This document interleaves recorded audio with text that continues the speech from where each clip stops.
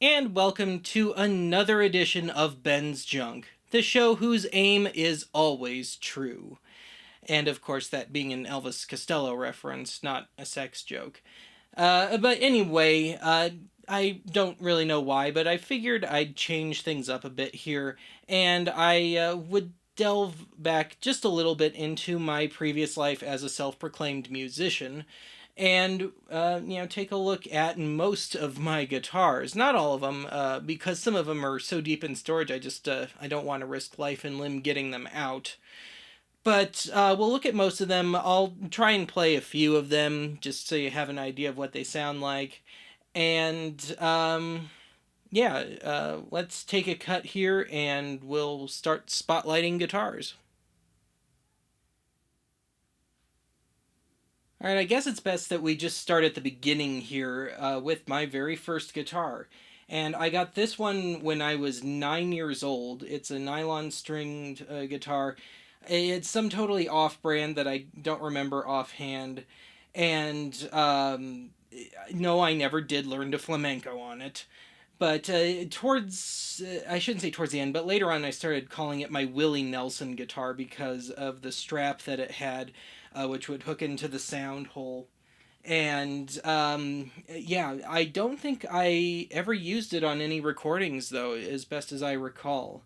And someday I'll get around to restringing it and fixing it up a little bit. But $60 is what my parents paid for it at the time, and it's just one of those things I can't seem to let go of.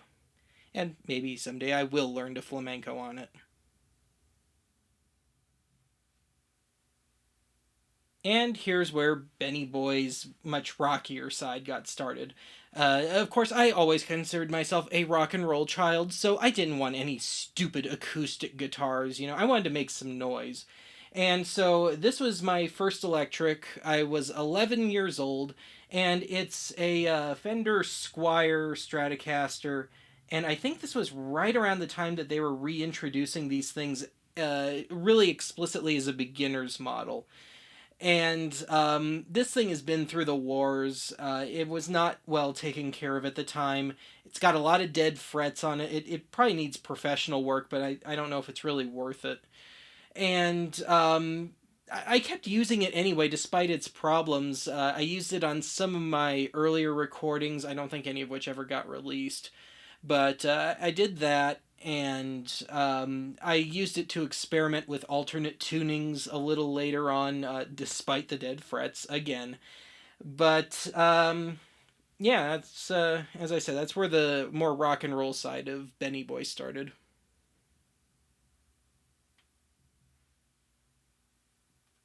So when I was 15 years old, it had gotten to the point where I was getting a lot more serious about music. I was starting to try and write more and play more and all that. And I got to the point where I just really wanted a real steel string acoustic guitar, like everybody plays. But I didn't have one yet. And so I remember I spent a lot of time that summer mowing lawns, mowing just a whole ton of lawns. And apparently, I was working a little too cheap because I think this was $100 guitar, but it seems like I spent a long time saving up for this. And it's a really cheap Epiphone, and it worked as well as you could hope for at the time. It got me through a few years, and some of my first recordings, actually a lot of them, I used this on. And indeed, West of Elderbush Gulch, my first EP, all the acoustic guitar parts on it are from this particular guitar. Now, this guitar just isn't very good. I bought it basically because it was cheap, but the action is way too high. The neck's a bit warped, just a bit, and it's a tough guitar to play.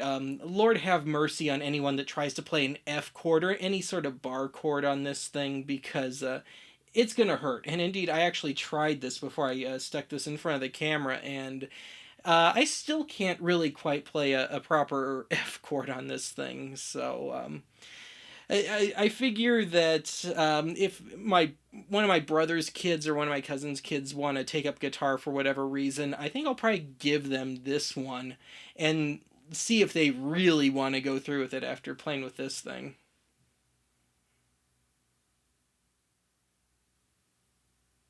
So I'm jumping around a little bit chronologically here, but this guitar I got, this is a Gretsch Electromatic, um, hard body, single pickup.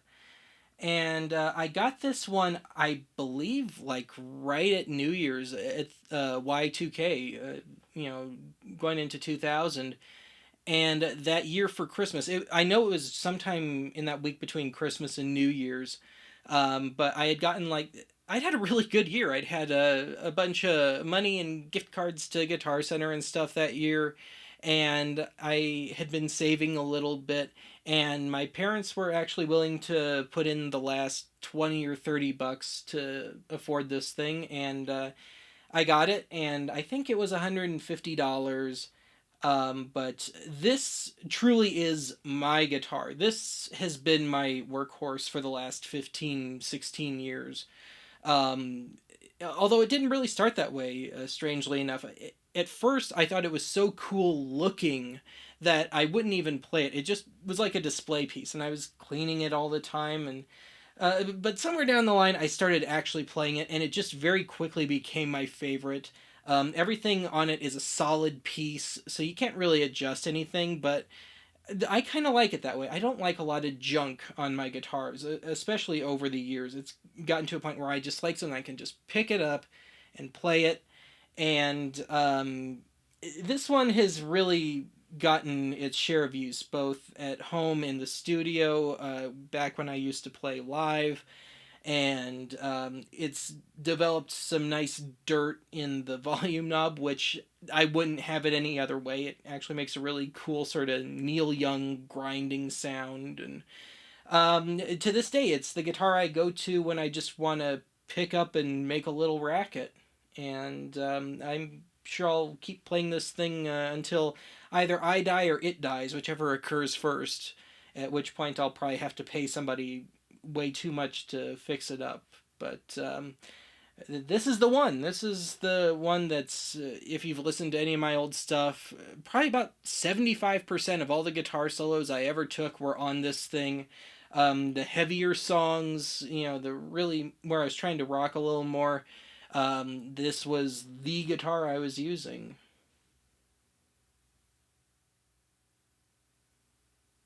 I got this next guitar when I was 17. And as much as I love my Gretsch, it's just not very good at some things, especially smooth stuff. You use the clean setting on the amplifier on it, and it's just a really twangy guitar, which just doesn't work for some things. So I wanted something that I could do smooth on. And so I set my sights on this thing, and I believe this is the most expensive electric guitar I own. I think it was $350. It's just a good old straight up Fender Stratocaster, and it's the only guitar. Let me pan back up here and zoom in.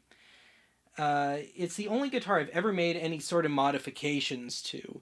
And that consisted of my taking the old tuning pegs out and putting in some locking tuners. And they're not perfect. They don't keep everything quite right, but it's better than what it came with, because this just drove me up the wall when I first got it, because it would not keep anything in tune. I'd use like the graphite mixture and stuff on it, and just nothing ever worked. So there you go. That's about as ambitious as I ever got with my guitars. But I've used this on, I think, all of my recordings. Certainly all the albums and EPs. Not on every song, of course, but it's really gotten its use. A funny story. Not long after I got the guitar, I was a senior in high school, and I kid you not, I got drafted into the school jazz band. Literally, I got drafted. And I was back out after a month, but during that time, it was the time of like state finals and all that, and I guess they'd already worked their way up to championship level or something before I got there. But I came in, I was their guitar player because they didn't have one, and I was playing jazz on this thing. I was never a good jazz musician, and I think that's where I developed my allergy to jazz, but it's a good guitar. It's held up really well, at least as of the last time I used it. I haven't used it in a while, but a couple of years now. I know I used it on archive at least once. And let me just point out that your guitar's got soul. Hopefully, the camcorder will pick this up. You know your guitar's got soul when the pick guard is turning yellow. So it's earned its stripes. It's been used on stage a bunch of times, and as I said, it's gotten its use. And let's jump on to the next one.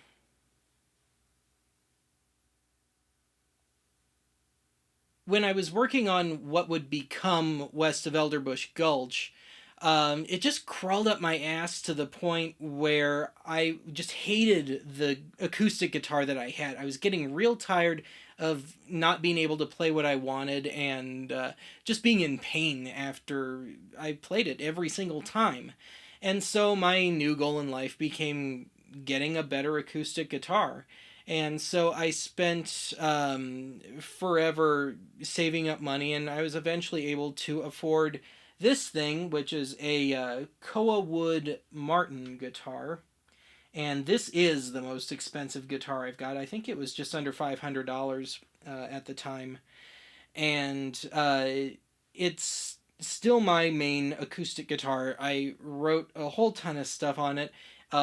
Pretty much every gig I played from the time I got this to the time I stopped involved this guitar. This appears on my two full length albums, and it's been used on just a whole ton of stuff I've done. It's been on archive, I think, at least twice. And this is my great acoustic guitar. It plays great, no dead frets. It's held up great. I have a little humidifier thing that lives in the center of it, which you can see in one of my other guitars here.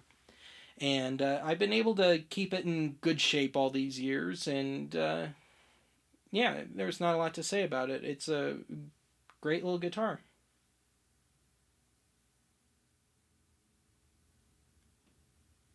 I had been wanting to play electric 12 string guitar since I was a teenager. And yes, that's exactly what this is. It's a Dean Boca electric 12 string. And of course, I couldn't afford one. Certainly not realistically, I mean, because I was thinking the full on Roger McGuinn Rickenbacker guitar route, and those things are $2,000 to $3,000. And so that obviously wasn't going to happen, but I'd been really wanting to play not just 12 string, but electric 12 string guitar.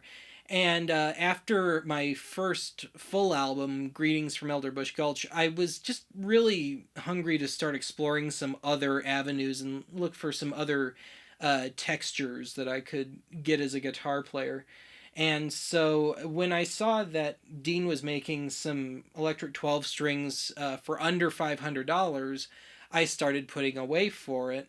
And when I finally got it and I started playing it, it was kind of it definitely meant a different way of thinking, but it also really changed my sound. And my other full length album to date, assuming I ever do make another one, Manat, it really shaped the sound of that album, and I use this thing a lot on it. And I think it's kind of where I started to find some sort of balance in terms of what I really liked as a guitarist, which basically meant finding some sort of happy medium between some sort of jangle folk rock and a little more crunch, a little heavier hard rock.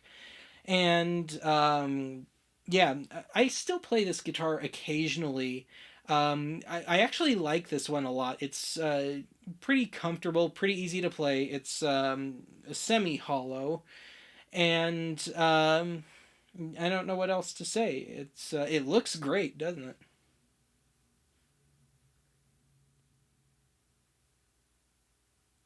So here is the last guitar that I purchased, and it might be the last one I ever purchase.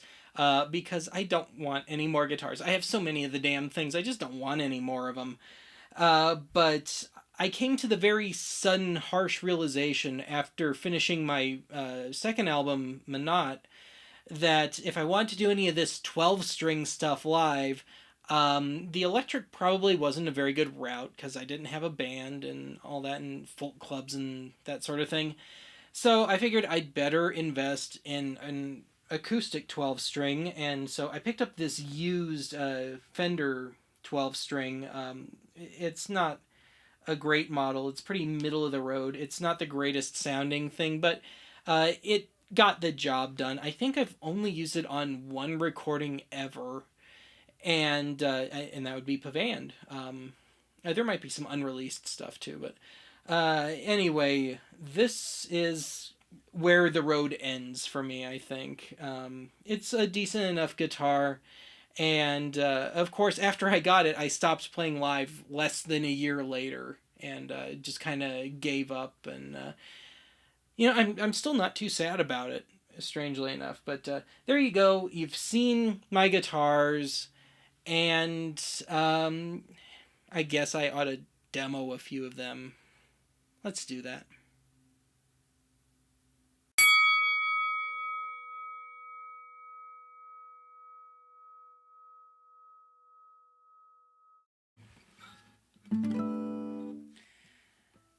All right, here is the dreaded Epiphone. This thing, I can do some lead stuff on. At least I used to be able to.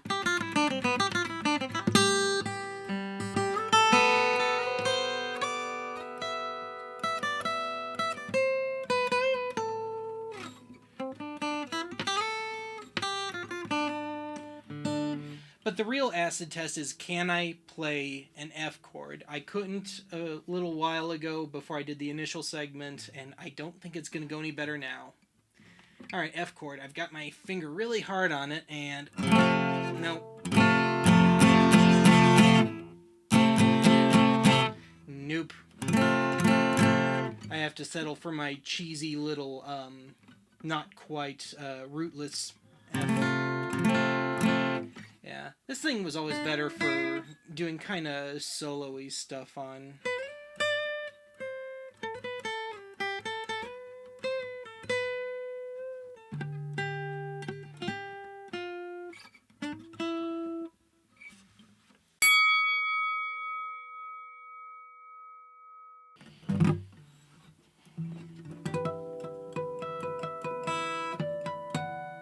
Let's see if I can play anything at all here.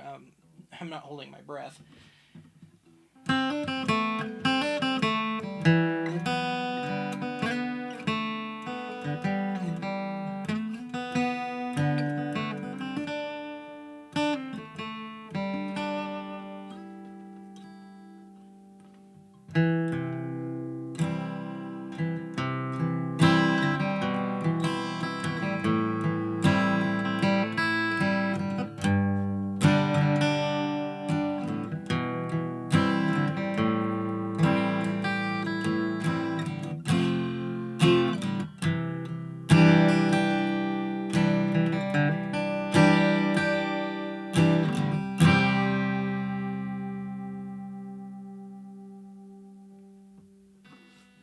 Yeah, I'm not as good as I used to be, but at least I can still kind of sort of fart something out here.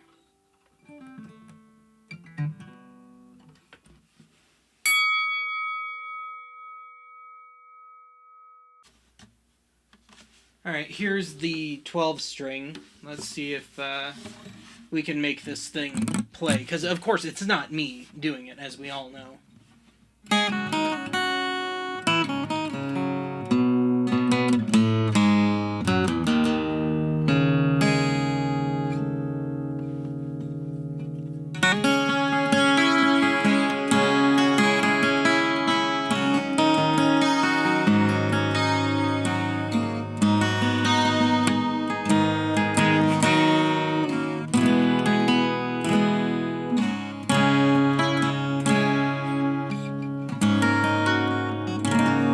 And, of course, the great mystery chord. And I used to have a little gag I did occasionally. Every early Genesis song Let's see if I can actually do this.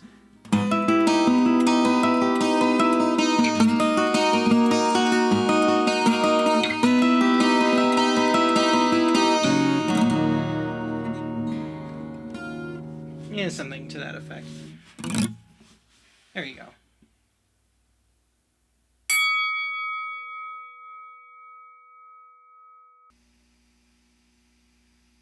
All right, here's the electromatic, and let's make a little noise here.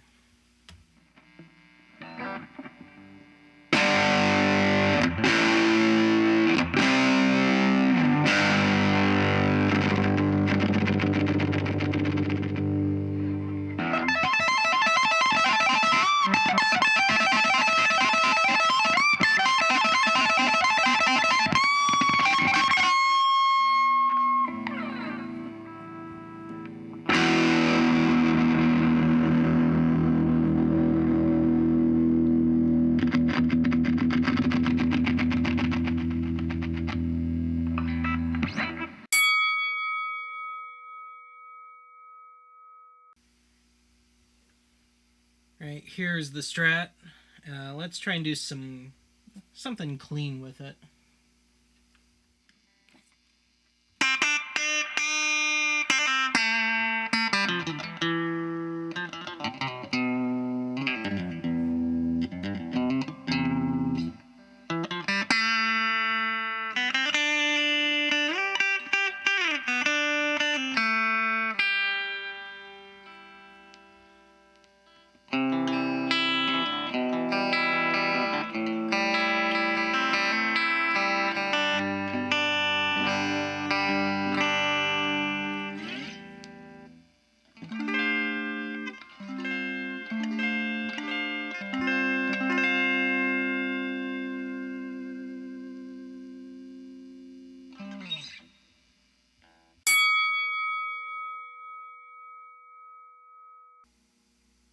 Alright, here's the hard one to play, the electric 12 string. Let's see if I can play anything at all on this, and let's see if you recognize this one, assuming I'm playing it right.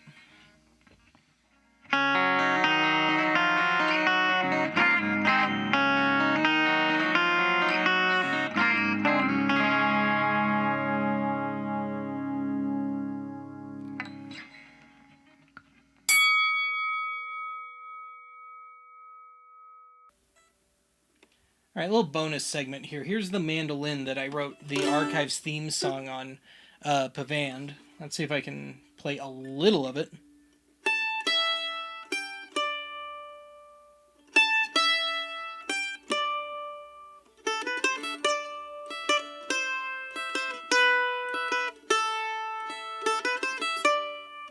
But you know, I had this crazy idea when I was a teenager, when I first got this thing. I think I was 16 or so.